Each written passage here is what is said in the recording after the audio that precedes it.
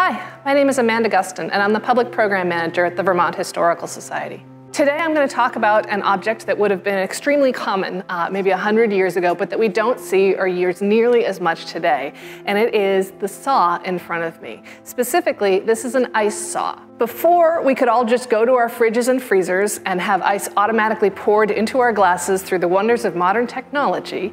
You used to have to get ice the old-fashioned way, by cutting it from a pond or a lake, probably in your area, or if you lived somewhere without ice, you had to get it shipped to you. Vermont was absolutely, as any place that gets a good, hard, cold winter, a center for ice harvesting. We know it was big business, especially towards the late part of the 19th century. There are records of ice being shipped from New England generally as far as the Caribbean. Now, you harvest ice by waiting until the ice is thick enough for a crew of men and probably horses to go out on it, so you need at least 18 inches or so of ice, and going out and scoring the ice and then cutting it. And this is where the ice saw comes in.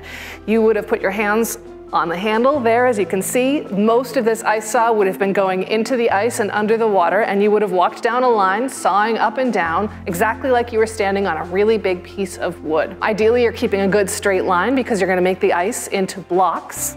The ice would be loaded onto a cart. If this was a big operation, you might have multiple horses with multiple carts, as dozens of men, if it's a really big operation, cutting ice, carrying ice, stacking ice onto the cart and taking it offshore to be stored in an ice house. The ice would have been packed with sawdust to form an insulating layer between the ice and the rest of the world, and it could be stored conceivably for weeks or months, quite safely that way. You would have lost a little bit, but you would have still had ice at the end of it. Now, as I said, this was actually a big industry in Vermont and in the rest of New England in the 19th century. So ice harvesting and distribution would have been particularly important before the advent of refrigeration, before every family had a refrigerator that they just plugged in to keep fresh food cold and to keep frozen things frozen. Ice harvesting required not only people cutting the ice on the lakes and the ponds itself, but also a distribution network.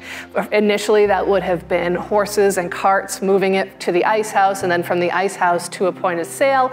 Later, when the railroad came to Vermont, it opened up markets even further beyond Vermont. And as I said, sometimes it was put on ships and sent around the world. Just as a point of note, this ice saw is just under 6 feet long, which makes it an ideal social distancing tool in today's modern world, so it could have multiple uses.